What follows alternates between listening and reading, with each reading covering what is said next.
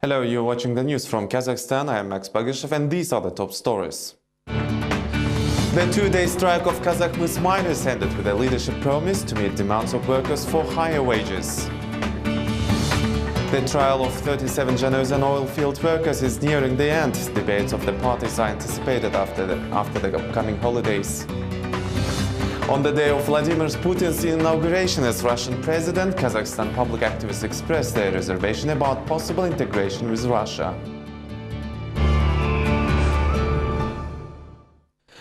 On Monday, during the trial of 37 Janozan oil workers, the judge finished reading case materials. Only a few people are still needed to be questioned as witnesses. Followed by that, the court will move to debates expected after the upcoming holidays. During yesterday's hearing, both attorneys and prosecutors submitted their additional claims and petitions. The defense once again spoke of the widespread use of tortures. Lawyer Zhuaspayeva stated on Monday that defendants Dosmuhametov and Tolyautayev have been pressured by the national security officers. According to her, the defendants have a legal right not to answer the investigators' questions. She has asked the judge to intervene. Another lawyer, Venera Sasenbina, has submitted two claims to the court. One relates to the corrections the investigators made to the evidence and materials of the criminal case. The second one relates to Aktau investigator Ismailov, who violated the law when conducting investigation of 10 defendants' cases. A criminal case was initiated against Bektemisov, who is charged with stealing a computer. However, later the article was corrected with a pen on top of the record. This is why I have initiated the claim. The defense lawyer's petition was not supported by her colleagues. As the prosecution explained, it is impossible to change the materials of 37 defendants because of a mistake made in relation to one of them. These are procedural mistakes and some violations have been made. The prosecutor says there shouldn't be separate registrations for each criminal case initiated, as there is an information center just for that. That's where the claim record should have been made. There are no other changes. And ultimately the court will decide if this should be excluded from key evidence or an individual decision should be made in relation to the person who has made that mistake. In court, the prosecution and defense lawyers have asked to listen to all witnesses. However, the judge has decided to do so after upcoming holidays. The defendants expressed their displeasure with the protraction of the process. They were supported by their family present in court. I'm a mother of 12 children. One of them was wounded with a bullet, the second one is wrongfully accused. Now I demand the presiding judge and authorities to carefully study the case and make an honest and fair decision in relation to my children and other oil workers. I'm a mother heroine, and that's my demand. Judge Nagashibayev has announced a break until May 10th. On Thursday morning, the court will listen to the remaining witnesses and then move to parties' arguments. On May 10th, the debates are also expected at the trial on the Shetpe disorders. On Monday, the court heard the testimony of an investigation team member who failed to answer many questions of the defense. The judge did not clarify whether the people were holding posters with slogans calling for the president's resignation. Then the presiding judge read out the case files, general information on the events on December 17, and each defendant's records. One of the accused, Murzatayev, recanted his testimony during the investigation, explaining that he was forced to give a false testimony under torture and abuse. The judge ignored this statement. After the lunch break, case witness Altunbek Aulbekov, who turned out to be illiterate during the trial, gave his testimony. He told the judge that he was forced to sign papers confirming that he supposedly witnessed 5 individuals who were preparing Molotov cocktails.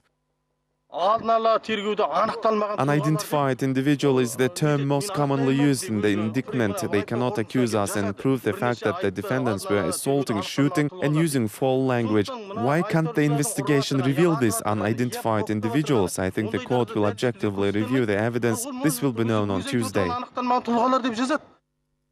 During the Monday's hearing on the trial of policemen, the court listened to testimonies of Ulukbek Multikov, the deputy head of the Aktau DIA. He said 107 policemen were sent as reinforcements to the region on December 14, 2 days prior to the Janozan disorders. According to Multikov, the crowd posed a threat to the officers and later attacked them with rocks and bottles. This prompted policemen to retreat and arm at the DIA office. Multikov also claims he fired only 4 shots on December 16, all of them in the air, while the decision to open the fire was taken by policemen themselves.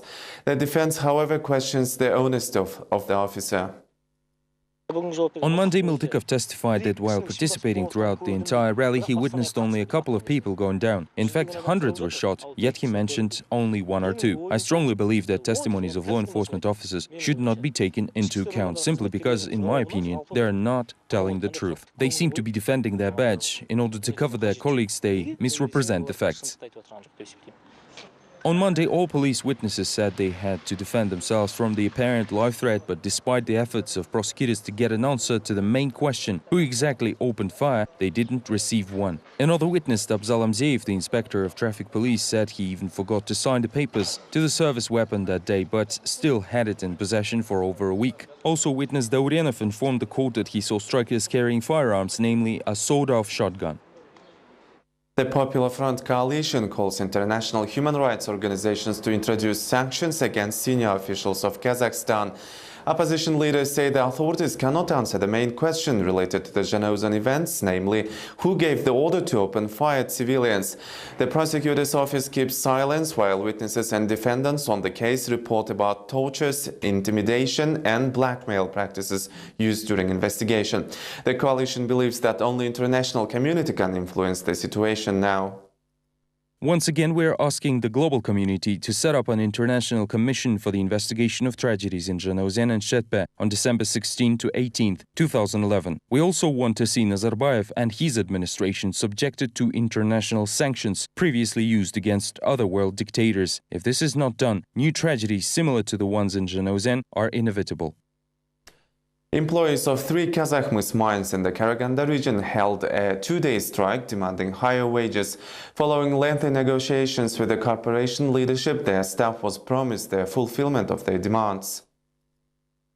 On Saturday morning, the night shift of the Anensky mine didn't come up to the surface. About 100 people have put forward their demands and stated they would stay in the mine until their main request to raise the salary is met. On site, it was impossible to settle the conflict immediately. The negotiations lasted all Saturday and have reached a dead end. On Sunday, 300 more miners from Yuzhny and Vostochny mines joined the strike. Knowing that they would not have been allowed to join their fellow strikers on the surface, miners have used the underground tunnels. At the same time, a 1,000-strong crowd of agitated workers has gathered at the Anensky mine. The general mood was changing rapidly. The workers demanded a 100% salary increase, having ignored the prosecutor's threats to make the strikers liable. As a result of confrontation, the board chair Eduard Togay has arrived in Satpayev. Having listened to the workers, he asked for 2 hours to think about their demands.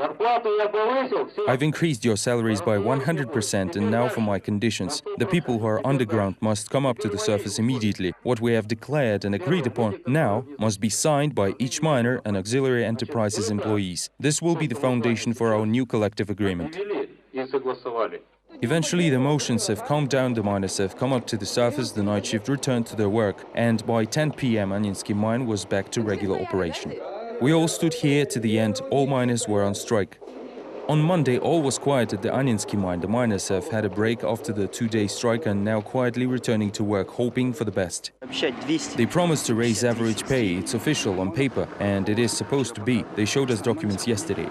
The strike was not spontaneous, as many claim. Anensky mine workers have early expressed their dissatisfaction with working conditions and salaries, but no one listened to them. Thus, they had to resort to the extreme measures, the miners say.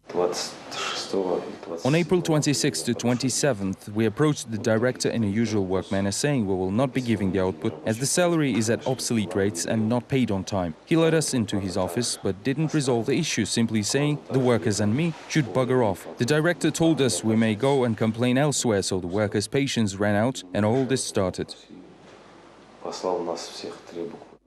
Eduard Togay defined the strike as a labor argument and asked in writing the prosecutor's office and other authorities not to impose any punishments on the strikers. As a proof of the board chair's words, an agreement protocol has been submitted with his signature. The protocol states that practically all miners' demands have been met. The miners will get the increased salary in June. In the meantime, Eduard Togay, the board chair of Kazakh said before the strike that all processing, metallurgical, mining and auxiliary enterprises have been transferred to the new payment system starting May 1st. The senior manager even visited Almaty to report about the changes and asked journalists not to compare Zhezkazgan with Zhanaozen, saying there is no tension in the region whatsoever. Some aspects of Kazakhstan situation is being compared to that in Zhanaozen. I believe we place too much emphasis on this matter when the drone similarities are in fact very different, and so is the nature of the issue itself. Peter Svoik, a Presidium member of the National Social Democratic Party Azad, believes it's possible to avoid the repetition of labor conflicts by creating independent labor unions. Svoik says that in Kazakhstan, most of the time employees' issues are solved only when the situation reaches a critical point.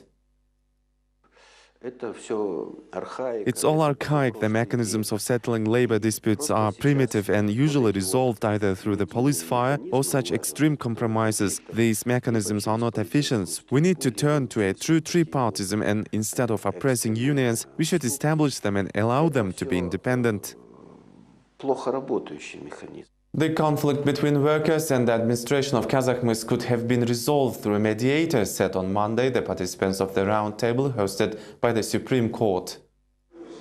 Court representatives believe that negotiators will be able to resolve most of the disputes out of court, including labor disputes. Mediation can lead to social peace, says Sara Idrisova, the head of the Union of Mediators in Astana, noted that even the 1996 Labor Code provided for the participation of independent mediators during the settlement of disputes. She also said that if they would have been involved in the Zhanaozen case, the outcome could be completely different. Zhanaozen events could have been prevented if public heard their demands on time, whether they were reasonable or not. For example, if the authorities negotiated with strikers and proved their demands to be unreasonable, and I'm not familiar with the kind of demands they had, the dispute would have been resolved.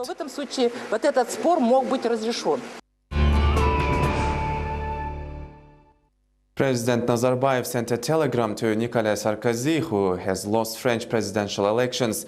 In his message, Nazarbayev expressed hope for continuous friendly relations, despite Sarkozy leaving his post as the head of state. The newly elected president of France is François Hollande, who collected 51% of the population votes last Sunday.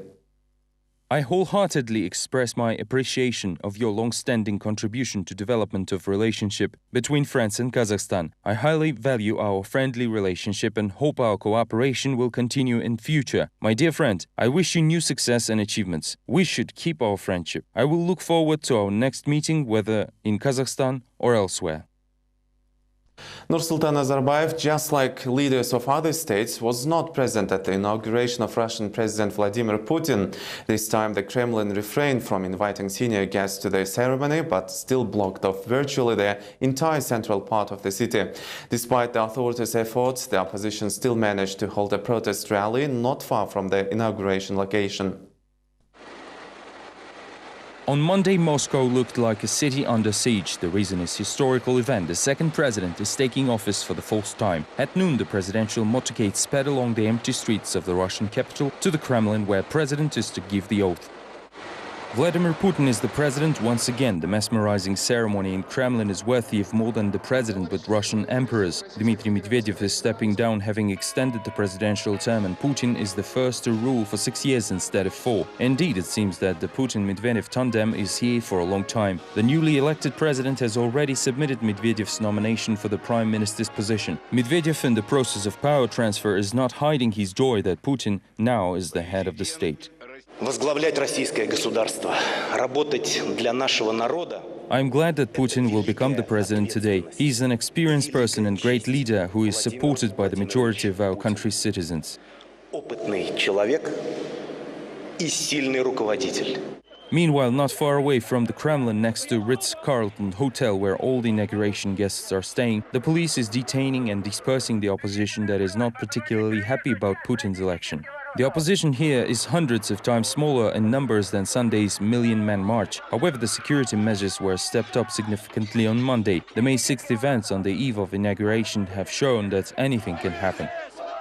This is a footage of brutal dispersal of Sunday's million-man march, one day before Vladimir Putin took office again. According to different estimates, between 50 and 100,000 people came to Bolotnaya Square to express their dislike for the elected president. No one expected either this large number of protesters or what would happen next.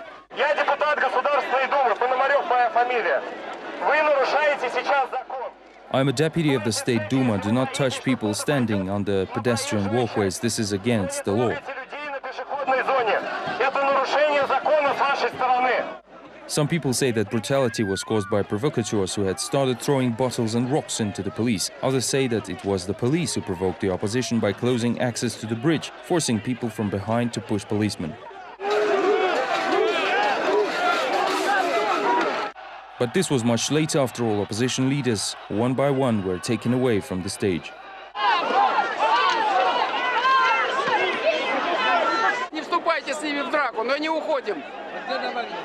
Just stand here, don't fight with the police, more people are coming. Navalny has been arrested.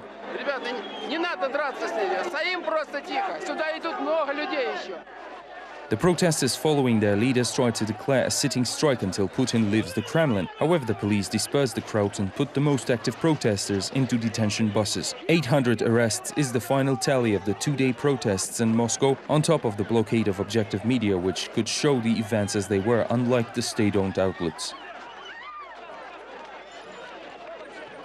Мы добьемся наших целей, если будем единым, сплоченным народом. We will achieve our goals if we are united, if we strengthen and enforce Russian democracy, constitutional rights and freedoms, expand citizens' participation in governing the country. Участие граждан в управлении страной в формировании национальной повестки дня. The inauguration ceremony on Monday ended with the celebration buffet to honor the new old president of Russia. The presidential press service reported that a total of $700,000 was spent on the occasion.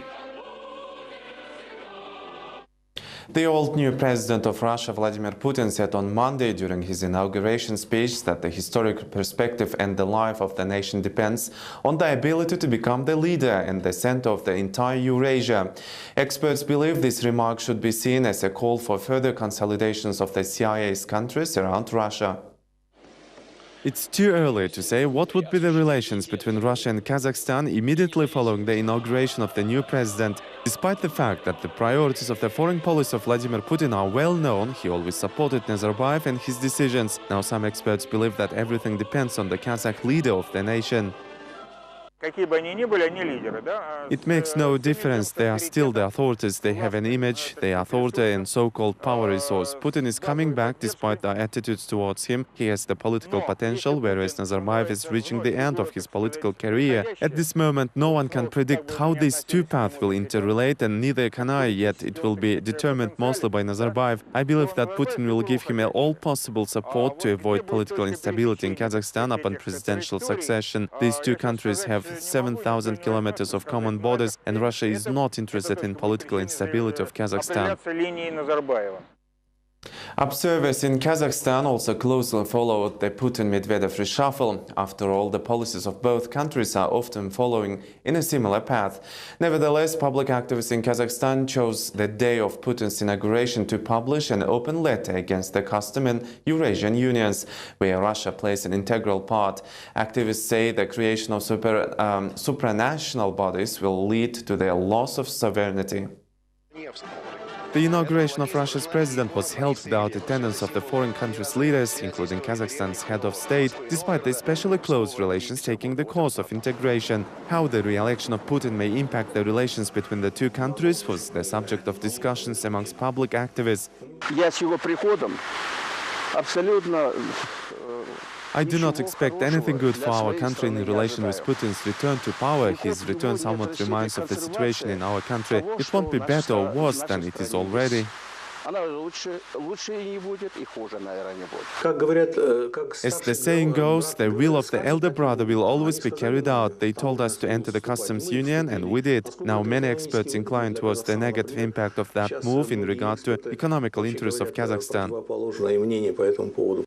Unlike politicians, the analysts have backed up their concerns with some forecasts. They claim that Vladimir Putin will reinforce the process of establishing the Eurasian Union. By doing that, say experts, Russia will place its national interests first. Putin will promote the formation of a post-USSR community similarly to the Soviet model. However, this is going to be much weaker and vulnerable replica for both Kazakhstan and Russia.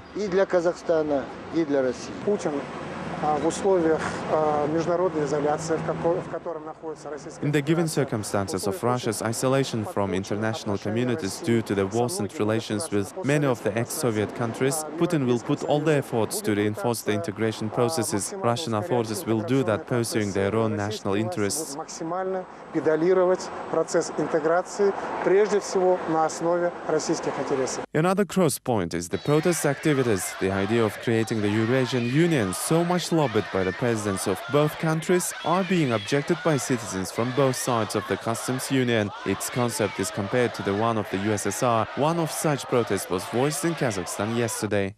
National Patriots Movement statement against integration with Russia. We are seriously concerned that the Eurasian Union may take away our political independence. We believe that the integration with Russian Federation is being implemented without consideration of public opinion or national economic interests of Kazakhstan. While Vladimir Putin was handed the nuclear suitcase in the Kremlin, the police special force unit officers were dispersing the opposition rally on the Nikitsk Boulevard. Just like Kazakh counterparts, the Russian police treated the protesters with special cruelty by employing tear gas. For many observers and experts, this rally proves the dissatisfaction of the population with unpopular politics undertaken by Russian authorities, something Kazakh authorities are also often criticized for. The rumors of the forced psychiatric evaluation of the well-known Kazakhstan artist Kanat Ibragimov were confirmed on Monday by the public activist Azabek Sametbay. Ibragimov was the one who passed the message regarding arranging an expert review at the Court of Appeals on May 4th. Other jailed activists were also present during the trial. Bakhitjan Tarigozhina, head of Ar-Ruh Haq Foundation, and Larissa Bayar, a member of the movement Leave People's Homes Alone, were trying to question their 15-day arrest for organizing the dissenters rally on April 28th. However, the judge ruled to reject their complaint. Yesterday, the activist Azabek Sametbay delivered a collective complaint to Berik Asilov, city prosecutor, where he demanded to take measures regarding the disorder in the detention center. According to Ibragimov, he was pressured while in the detention center. The complaint was accepted, although the head of supervision body did not grant the audience to discuss the issue. According to Sametbay, the results of Ibragimov's psychiatric examination will be voiced shortly. Artist Kanat Ibragimov said during the trial that on May 4 he was brought to pass a psychiatric examination against his will, with the results of the examination yet to be voiced. Ibragimov announced a hunger strike if the police officials continued to put pressure on him. It is possible the law enforcement officials want to announce Kanat Ibragimov's mental unstable. Over 100 members of the Pavlodar branch of the National Social Democratic Party oppose its leader Gennady Shegebaev. Party activists demand his resignation, saying he uses the organization as a personal business front. Political party warfare. That's how observers describe the confrontation within the National Social Democratic Party branch in Pavlodar. 111 NSDP members accused their party leader Gennady Shegebaev of inactivity. Gennady Shegebaev has turned the party's operation into personal business, guided by the principles of personal enrichment. He loses temper with his colleagues, is often rude and feisty, and constantly turns party members against each other while spreading rumors in regard to the party leadership. Supporters of Shegebaev stood up for the acting head of the branch. Why bad-mouthing the man? Haven't they received money through him? Haven't they worked in the party with his help? Serikbay Alibayev, the member of the Presidium of NSDP Political Council, was a witness of internal squabbles within the party. He was invited from Astana specifically to let the leaders of Social Democrats know what was happening. The politician made it clear that the situation must be clarified. However, in his opinion, the intra-party frauds are inappropriate. If one is not contented with Shegebaev, he should refer to the laws and regulations. I will inform Zharmakhan Tuyakbay, and he will delegate an authorized person, either Svoik or Abishov, to hold an official conference here. In turn, Shegebaev is confident that several NSDP members are behind the calls for his resignation. The opposition party activist believes they pursue specific goals. These people do not have their own assets. They do not have people know they have key staff like any party in administrative center or the regional branch. It's obvious these people intend to seize our assets and use them perhaps as a living target, but I'm sure this is not going to work. Вот это им нужно. Ну, я сразу скажу, что это не пройдет. On Monday, NSDP members have addressed the party leader Jarmakan Toyakbay demanding Gennady Shigebayev's resignation. Otherwise, the Social Democrats will elect their own chairman for the regional branch of NSDP. And if the current party leader remains on his position, they threaten a collective walkout. Representatives of Shymkent transportation companies are asking the authorities to raise the travel fare. Otherwise, public transportation lines will not be able to service the population at all, say enterprise owners. Out of 1,000 buses, only half is operating on city roads. Representatives of transportation companies say that most of the vehicles frequently break down. The owners cannot afford to repair the buses on their own, lacking the required funding. For that reason, they ask city authorities to allocate grants for purchasing new buses and spare parts. Officials agreed to raise the fare, but not more than by 3 cents. However, the transportation workers think this will not solve the problem.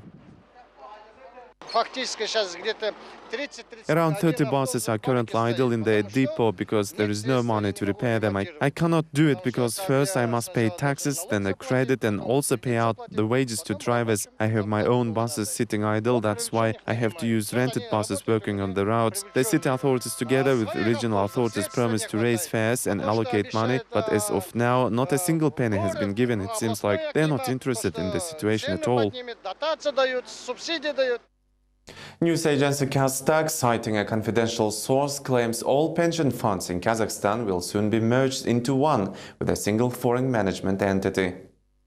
There is an obvious risk of losing all retirement savings if a foreign company will gain access to citizens' pension assets, of which there are more than $17 billion. There is no guarantee the new management will invest into Kazakhstan economy. They are more likely to choose a familiar path to the West, where major pension funds were hit by recent crises. The new concept is likely to be introduced by August. Sources say that the initiative stems from the World Bank. However, as early as January, Nursultan Nazarbayev set a task of reconsidering the pension system. Multiple abuses by local pension funds have given the president a feeling of mistrust. Investors have no possibility to influence the investment policy of investment funds. That is why people treat pension deductions as something they are forced to pay against their will. The management of certain pension funds controls the purse strings as their own. Pension funds serve as stockholders' interests, often covering their costs, and we do not know what repercussions it might have. Within this in mind, the government, together with the National Bank, must come up with measures to foster the pension system by the first half of this year.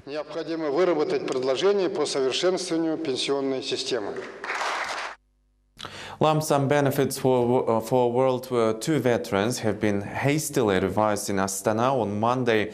Now the surviving war participants will be paid not 67 as was reported previously, but around 1,000 each.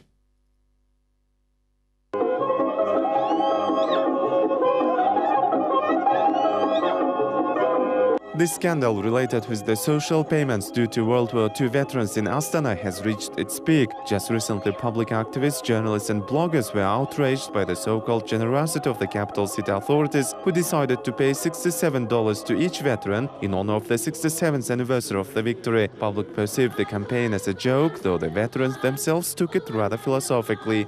I don't know, we can ask for a lot from the state, however the state also has limited resources. If they were capable of aiding us better, they would. Their gift is not as important as their attention. The 88-year-old Vasily Makarov has no idea that while he's speaking here, the city council was hosting a meeting in which the mentioned bonuses were being discussed. In honor of the 67th anniversary of the World War II Victory Day, it was decided to make one-time payment to each veteran in the amount of $946. Added to the $67 paid earlier, the total amount each veteran was entitled to makes up around $1,000. This is how much each of the 359 veterans in Astana will be paid in the end. In the meantime, Almaty veterans will get the bonuses of $236 only, while Kostanay veterans will be paid an additional $58 social aid. We cannot answer this question. I only know that it was decided to pay about $1,000 here, that's it.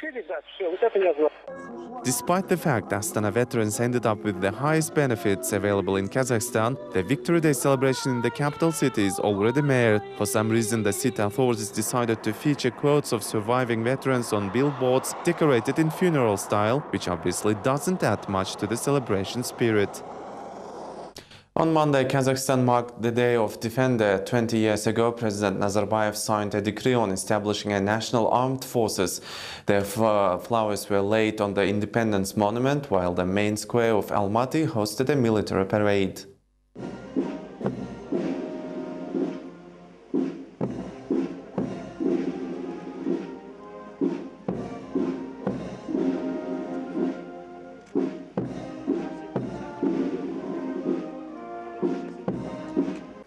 Both war veterans and military officers have gathered to greet each other and pay tribute to war veterans who hadn't lived to this day. Zhumajan Ergalinov took an oath to the Soviet Union and later to independent Kazakhstan. The colonel is proud of his military bearing and the years he had spent fighting in wars. He defended the country in peaceful times and was on a military assignment in Afghanistan. Zhumajan notes the only thing that troubles him is that youth of today is not that eager to serve in the military.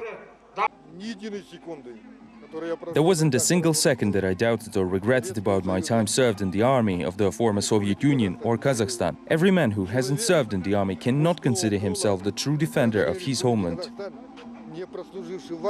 This is all we have time for now. Join us tomorrow for more updates from Kazakhstan. Thank you for watching and goodbye.